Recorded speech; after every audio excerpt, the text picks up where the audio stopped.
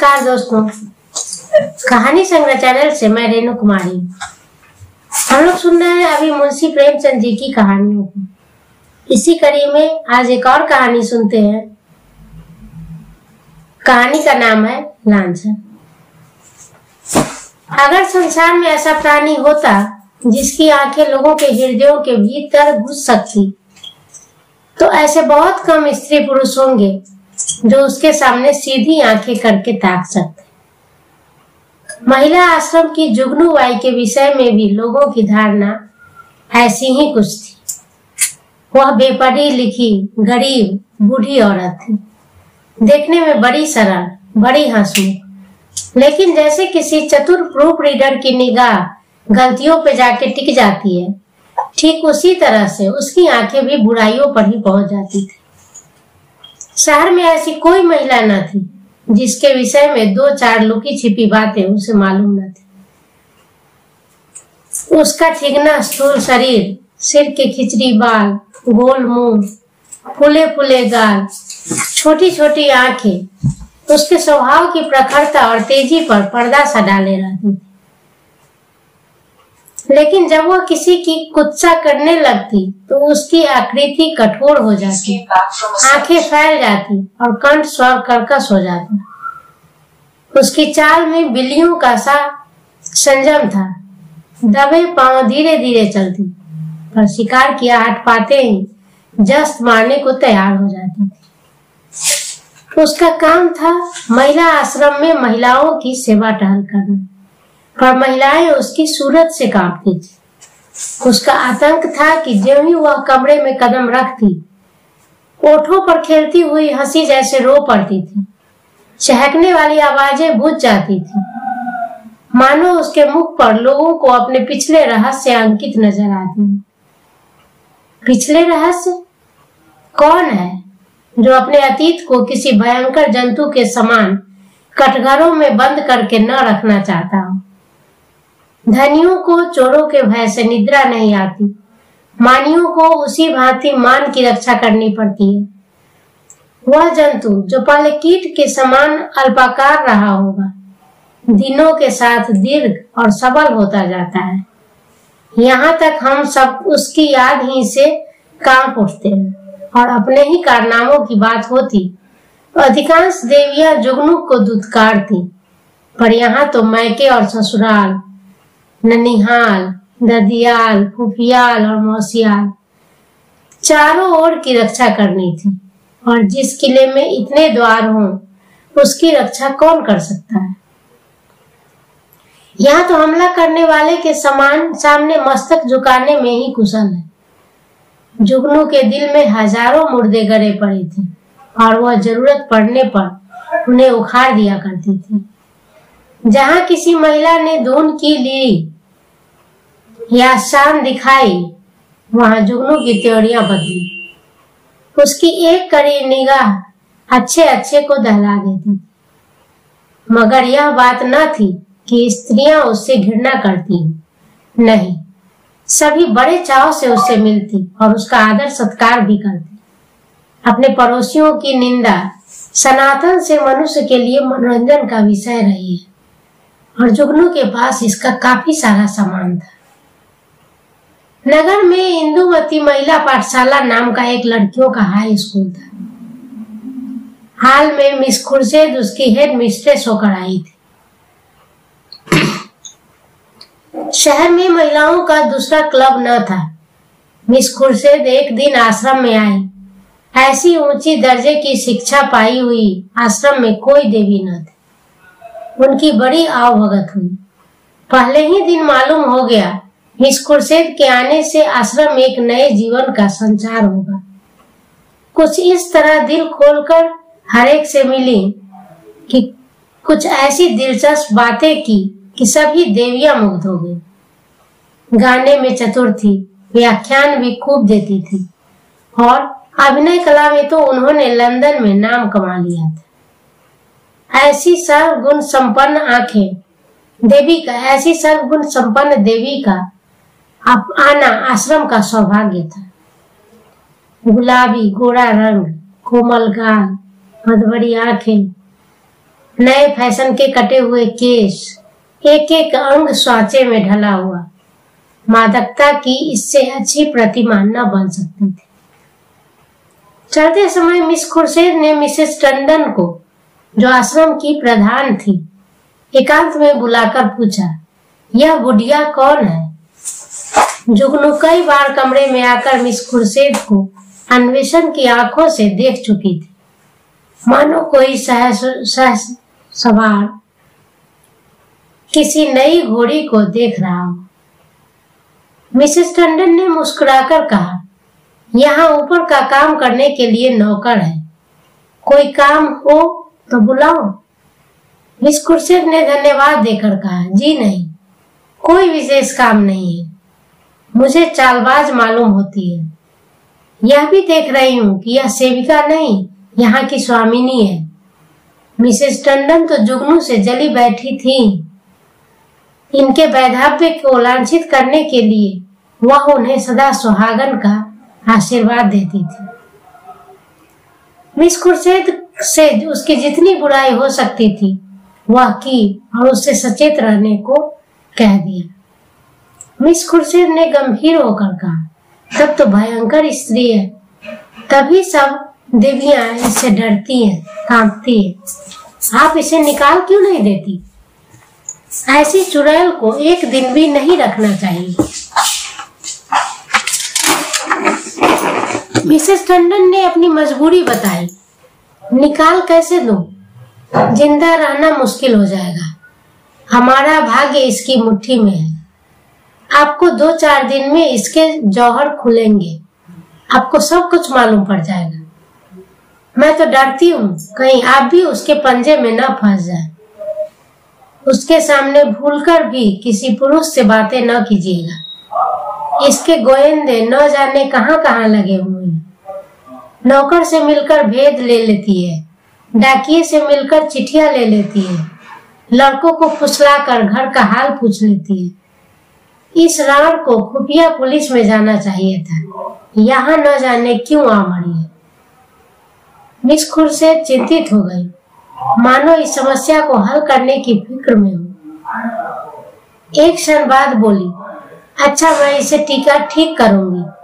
अगर न्याय निकाल बाहर करूं तो मेरा नाम भी मिस खुर्शीद नहीं। मिसेस टंडन, निकाल देने से ही क्या होगा? उसकी जबान तो बंद न हो जाएगी, तब तो वो और भी निडर होकर कीचड़ उछालेगी।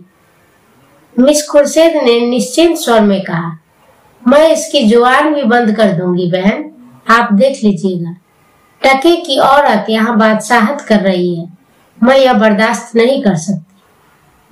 वह चली गई तो मिसेस टंडन ने जुगनू को बुलाकर कहा, इस नई मिस साहब को देख, यहाँ प्रिंसिपल है।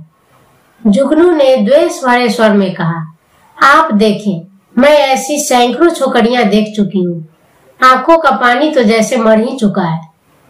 मिसेस टंडन धीरे से बोली, तुम्हें कच्चा ही खा जाएंगी, उनसे डरती रहना। कह गई है मैं इसे ठीक करके छोड़ूंगी। मैंने सोचा तुम्हें बता दो, ऐसा न हो उनके सामने कुछ ऐसी वैसी बातें कह बैठ। जुगनू ने मानो तलवार खींचकर कहा, मुझे चिताने का काम नहीं, उन्हें चिता दीजिए। यहाँ का आना न बंद कर दूं तो अपने बाप की नहीं। वह घूमकर दुनिया देख आई है तो यहाँ घर बैठे दुनिया देख चुकी। मिसेस टंडन ने पीठ ठोकी, मैंने समझा दिया भाई, आगे तुम जानो और तुम्हारा काम जाने। जुगनू, आप चुपचाप देखती जाइए, कैसा तिगनी का नाच नचाती हो। इसने अब तक ब्याह क्यों नहीं किया? उम्र तो 30 के लगभग होगी। मिसेस टंडन से ने रद्दा जमाया, कहती है मैं शादी ही नहीं चाहती, किसी पुरुष के साथ हाथ क्यों अपनी आजादी बेचूं। जुगनू ने आंखें नचाकर कहा, कोई पूछता ही न होगा, ऐसी बहुत सी क्या कुंवारियां देख चुकी हूँ। 70 चूहे खाकर बिल्ली चली हज को। और कई लौंडियां आ गई और बात का सिलसिला बंद हो गया। दूसरे दिन सवेरे जुगनू मिस खुर्शीद के बंगले पर पहुंची। मिस खुर्शीद हवा खाने गई हुई थी। खानसामा ने पूछा, कहाँ से आई हो? जुगनू, यहीं रहती हूँ बेटा। मेम साहब कहाँ से आई हैं? तुम तो इनके पुराने नौकर होगे। खानसामा, नागपुर से आई हैं। मेरा घर भी वहीं है। 10 साल से इनके साथ हूँ। जुगनू, किसी ऊंचे खानदान की होंगी। यह तो रंग ढंग से ही मालूम होता है। खानसामा, खानदान तो कुछ ऐसा ऊंचा नहीं है। हाँ, तकदीर की अच्छी है। इनको अपनी इनकी माँ अभी तक मिशन में 30 रुपए पाती है। यह पढ़ने में तेज थी, वजीफा मिल गया, विलायत चली गई। बस तकदीर वहीं से खुल गई। अब तो अपनी माँ को बुलाने वाली है, लेकिन वह बुढ़िया शायद ही आए। यह गिरजे विरजे नहीं जाती, इससे दोनों में पड़ती नहीं है। जुगनू, मिजाज की तेज मालूम होती है। खानसामा, नहीं, यो तो बहुत नेक है, गिरजे नहीं जाती। तुम क्या नौकरी की तलाश में हो? करना चाहो तो कर लो, एक आया रखना चाहती है। जुगनू, नहीं बेटा, मैं अब क्या नौकरी करूंगी। इस बंगले में पहले जो मेम साहब रहती थी, वह मुझ पर बड़ी निगाह रखती थी। मैंने समझा चलूं नई मेम साहब को आशीर्वाद दे आऊं। खानसामा, यह आशीर्वाद लेने वाली मेम साहब नहीं है। ऐसों से बहुत चिढ़ती है। कोई मांगने आया तो उसे डांट बताती है। कहती है बिना काम किए किसी को जिंदा रहने का हक नहीं है। भला चाहती हो तो चुपके से यहाँ से चली जाओ। जुगनू, तो यह कहो इनका कोई धर्म कर्म नहीं, फिर भला गरीबों पर क्यों दया करने लगी। जुगनू को अपनी दीवार खड़ी करने के लिए काफी सामान मिल गया था। नीच खानदान की है, माँ से नहीं पढ़ती है, धर्म से विमुख है। पहले धागवे में इतनी सफलता कुछ कम न थी। चलते चलते खानसामा से इतना और पूछा, इनके साहब क्या करते हैं? खानसामा ने मुस्कुराकर कहा, इनकी तो अभी शादी भी नहीं हुई है, साहब कहाँ से होंगे। जुगनू ने बनावटी आश्चर्य से कहा, अरे अब तक ब्याह ही नहीं हुआ? हमारे यहाँ तो दुनिया हंसने लगेगी। खानसामा, अपना अपना रिवाज है। इनके यहाँ तो कितनी ही औरतें उम्र भर ब्याह नहीं करती। जुगनू ने मार्मिक भाव से कहा, ऐसी कुआरियों को तो मैं बहुत देख चुकी। हमारी बिरादरी में कोई इस तरह रहे तो थोड़ी थोड़ी हो जाए। मुदा इनके यहाँ जो जी में आए करे, कोई नहीं पूछता। इतने में मिस खुर्शीद आ पहुंची। गुलाबी जारा पड़ने लगा था। मिस साहब साड़ी के ऊपर ओवरकोट पहने हुई थी। एक हाथ में छतरी थी, दूसरे में छोटे कुत्ते की जंजीर। प्रभात की शीतल वायु में व्यायाम ने कपोलों को ताजा और सूख कर दिया था। जुगनू ने झुककर सलाम किया, पर उन्होंने उसे देखकर भी न देखा। अंदर जाते ही खानसामा को बुलाकर पूछा, यह औरत यहाँ क्या करने आई है? खानसामा ने जूते का फीता खोलते हुए कहा, भिखारिन है हुजूर, पर औरत समझदार है। मैंने कहा यहाँ नौकरी करेगी तो राजी नहीं हुई। पूछने लगी इनके साहब क्या करते हैं। जब मैंने बता दिया तो इसे बड़ा ताज्जुब हुआ, और होना ही चाहिए। हिंदुओं में तो दूध मुहे बालकों तक का विवाह हो जाता है। खुर्शीद ने जांच की, और क्या कहती थी? और तो कोई बात नहीं हुई हुजूर। अच्छा, उसे मेरे पास भेज दो। जुगनू ने जो ही कमरे में कदम रखा, मिस खुर्शीद ने कुर्सी से उठकर स्वागत किया। आइए माँ जी, मैं जरा सैर करने चली गई थी। आपके आश्रम में तो सब कुशल मंगल है ना? जुगनू एक कुर्सी का तकिया पकड़कर खड़ी खड़ी बोली, कुशल है मिस साहब। मैंने कहा आपको आशीर्वाद दे आऊं। मैं आपकी चेरी हूँ। जब कोई काम पड़े मुझे याद कीजिएगा। यहाँ अकेले तो हुजूर को अच्छा न लगता होगा।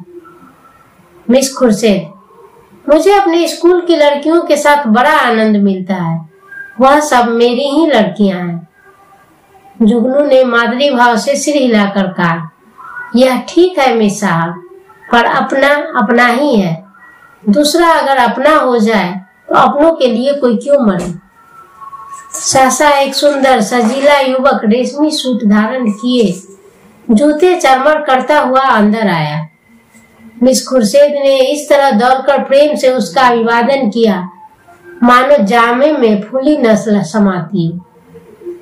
जुगनू उसे देखकर कोने में दुबक गई।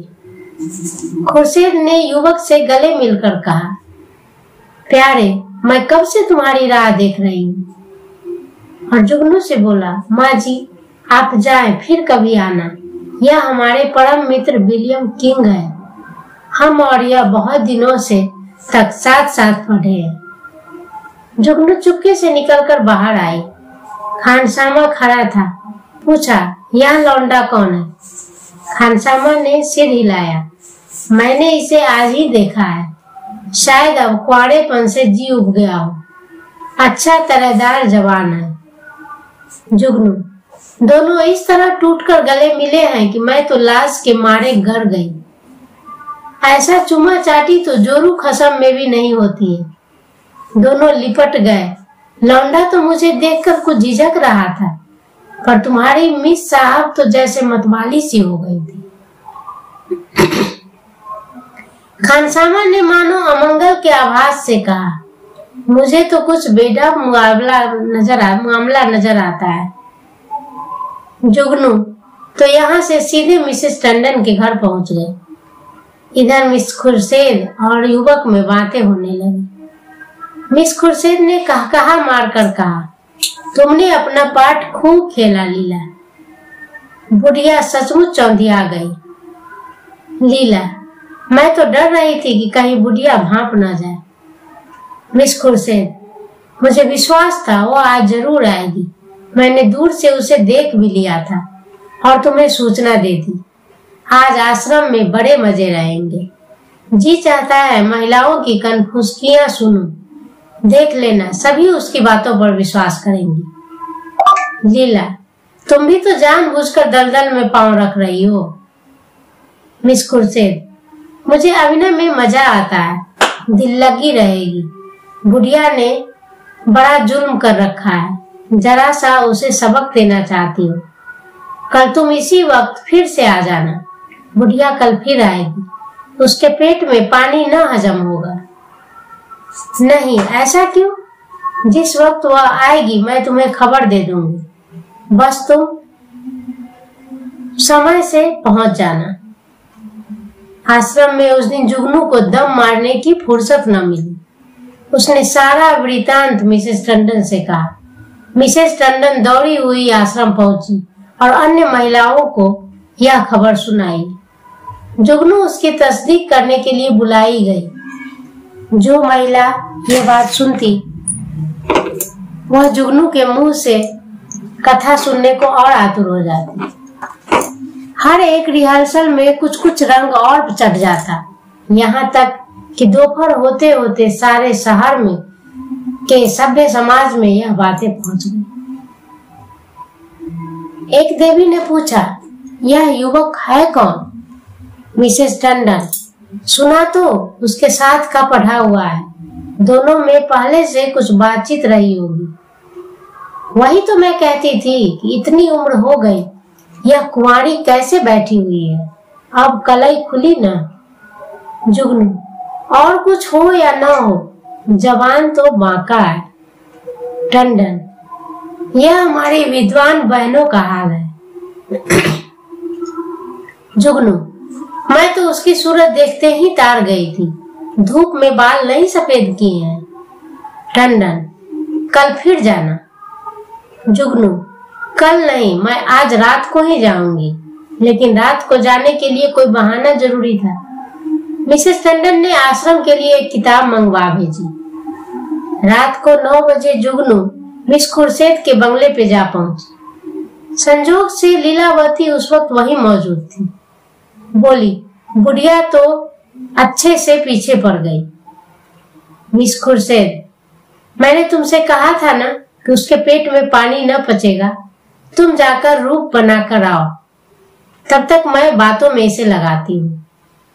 शराबियों की तरह अंट संट बकना शुरू करना, मुझे भगा ले जाने के प्रस्ताव भी करना, बस यूं बन जाना जैसे अपने होश में नहीं। लीला मिशन में डॉक्टर थी, उसका बंगला भी पास ही था। वह चली गई तो मिस खुर्शीद ने जुगनू को अपने पास बुलाया। जुगनू ने एक पुर्जा उनको देकर कहा, मिसेस टंडन ने यह किताब मांगी है, मुझे आने में देर हो गई। मैं इस वक्त आपको कष्ट न देती, पर सवेरे ही वह मुझसे मांगेंगी। हजारों रुपए महीने की आमदनी है, मगर एक एक कौड़ी दांत से पकड़ती है। इनके द्वार पर भिखारी को भीख तक नहीं मिलती। मिस खुर्शीद ने पुर्जा देखकर कहा, इस वक्त तो यह किताब नहीं मिल सकती, सुबह ले जाना। तुमसे कुछ बातें करनी है, बैठो, मैं अभी आती हूँ। वह पर्दा उठाकर पीछे के कमरे में चली गई और वहां से कोई 15 मिनट में एक सुंदर रेशमी साड़ी पहने, इत्र में तरी हुई, मुंह पर पाउडर लगाए हुए निकली। जुगनू ने उसे आंख फाड़ कर देखा। ओहो, यह श्रृंगार! शायद इस समय वह लौंडा आने वाला होगा, तभी यह तैयारियां हो रही है। नहीं तो सोने के समय कुंवारियों को बनाव श्रृंगार की क्या जरूरत। जुगनू की नीति में स्त्रियों के श्रृंगार का केवल एक उद्देश्य था, पति को लुभाना। इसलिए सुहागिनों के सिवा श्रृंगार और सभी के लिए वर्जित था। अभी खुर्शीद कुर्सी पर बैठ भी न पाई थी कि जूतों का चरमर सुनाई दिया और एक क्षण में विलियम किंग ने कमरे में कदम रखा। उसकी आंखें चढ़ी हुई मालूम होती थी और कपड़ों से शराब की गंध आ रही थी। उसने बेधड़क मिस खुर्शीद को छाती से लगा लिया और बार बार उसके कपोलों के चुंबन लेने लगा। मिस खुर्शीद ने अपने को उसके कर पास से छुड़ाने की चेष्टा करके कहा, चलो हटो, शराब पी कर आए हो। किंग ने उसे और चिमटा कर कहा, आज तुम्हें भी पिलाऊंगा प्रिय, तुमको पीना होगा, फिर हम दोनों लिपट कर सोएंगे। नशे में प्रेम कितना सजीव हो जाता है, इसकी परीक्षा कर लो। मिस खुर्शीद ने इस तरह जुगनू की उपस्थिति का उसे संकेत किया कि जुगनू पर वह उसकी नजर पड़ जाए, पर किंग नशे में मस्त था, जुगनू की तरफ देखा ही नहीं। मिस खुर्शीद ने रोज के साथ अपने को अलग करके कहा, तुम इस वक्त आपे में नहीं हो, इतने उतावले क्यों हुए जा रहे हो? क्या मैं कहीं भागी जा रही हूँ? किंग, इतने दिनों से चोरों की तरह आया हूँ, आज से मैं खुले खजाने आऊंगा।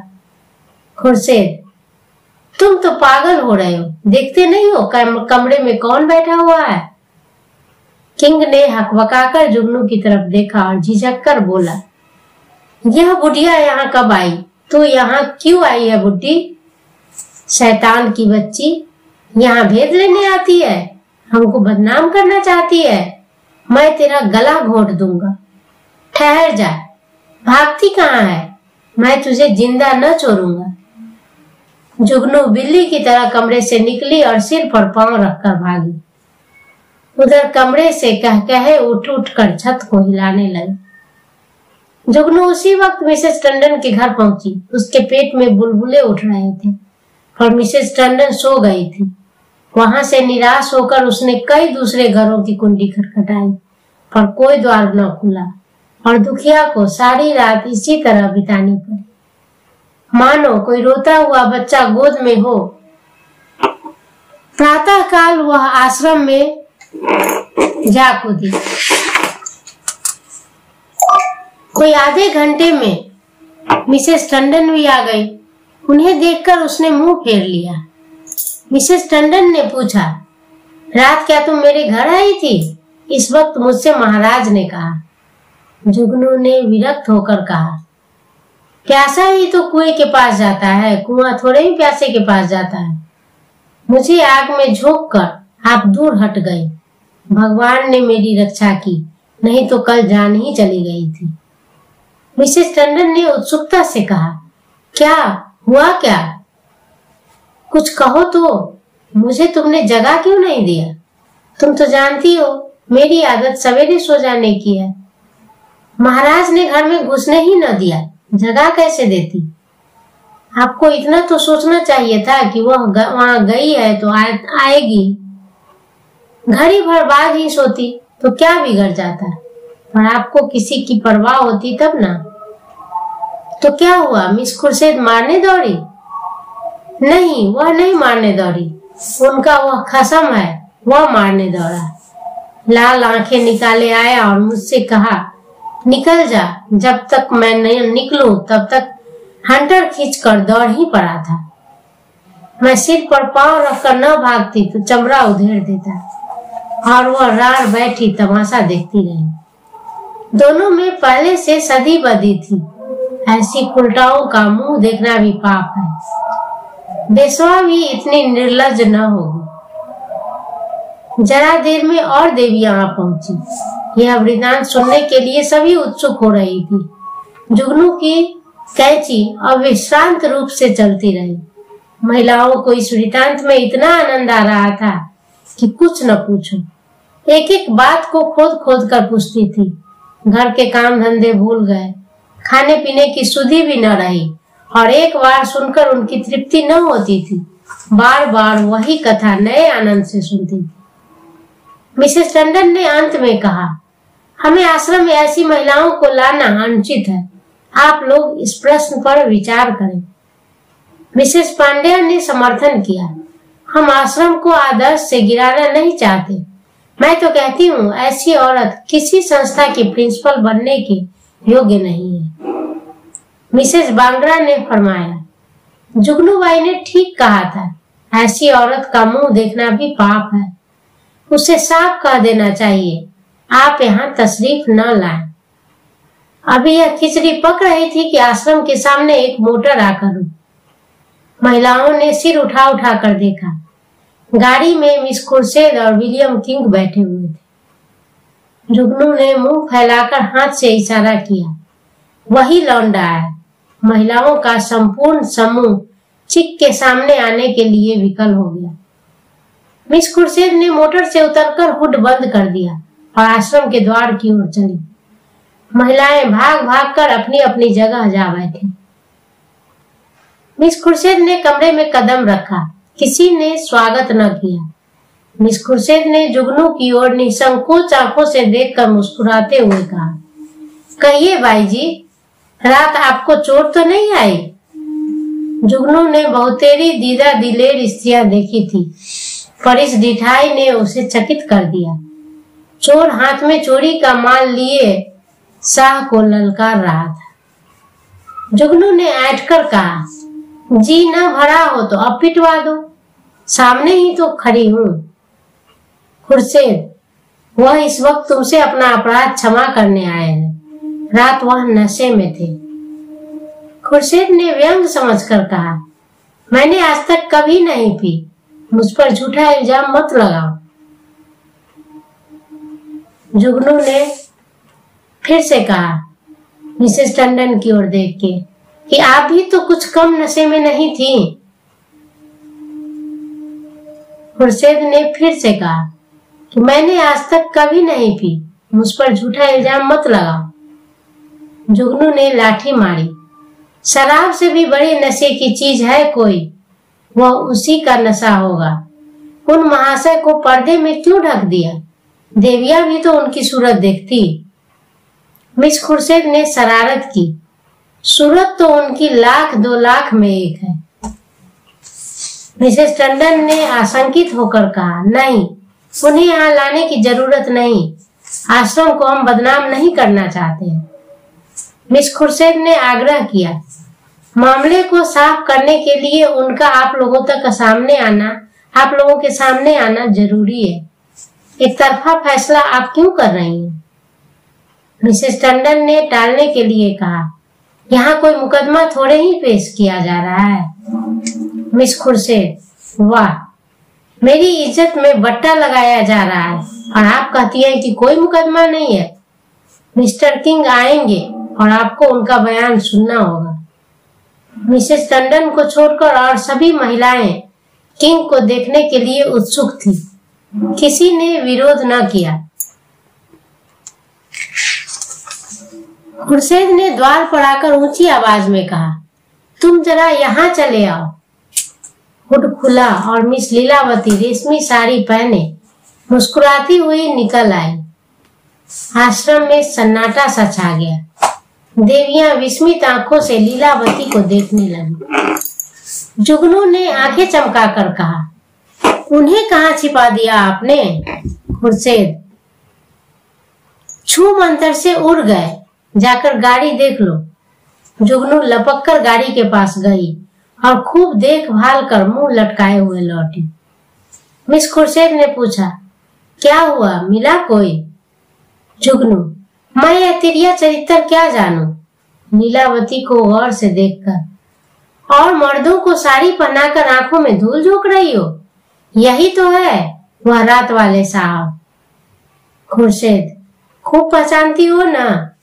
जुगनू, हाँ हाँ, क्या अंधी हूं मैं? मिसेस टंडन, क्या पागलों सी बातें कर रही हो जुगनू? यह तो डॉक्टर लीलावती है। जुगनू उंगली चमकाकर, चलिए चलिए, लीलावती है। साड़ी पहनकर औरत बनते लाज नहीं आती? तुम रात को इनके घर पर नहीं थे? लीलावती ने विनोद भाव से कहा, मैं कब इनकार कर रही हूँ? इस वक्त लीलावती हूँ, रात को विलियम किंग बनती हूँ। इसमें बात ही क्या है? देवियों को अब यथार्थ की लालिमा दिखाई दी। चारों तरफ कहे पड़ने लगे। कोई तालियां बजा रही थी, कोई डॉक्टर लीलावती की गर्दन से लिपट जा रही थी, कोई मिस खुर्शीद की पीठ पर थपकियां दे रही थी। कई मिनट तक हू हक मचता रहा।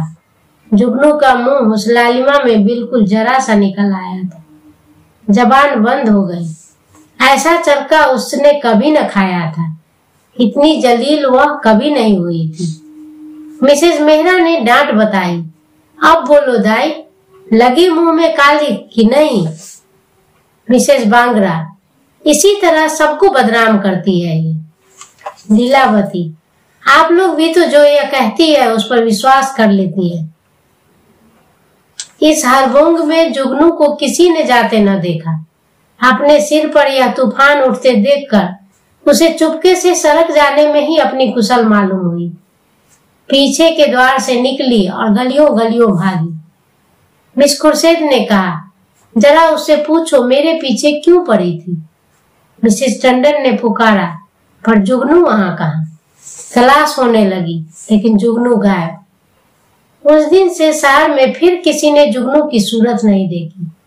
आश्रम के इतिहास में यह मामला आज भी उल्लेख और मनोरंजन का विषय बना हुआ है। अगर आपको मेरा ये वीडियो पसंद आया हो तो प्लीज मेरे वीडियो को लाइक करें, सब्सक्राइब करें और शेयर करें। धन्यवाद।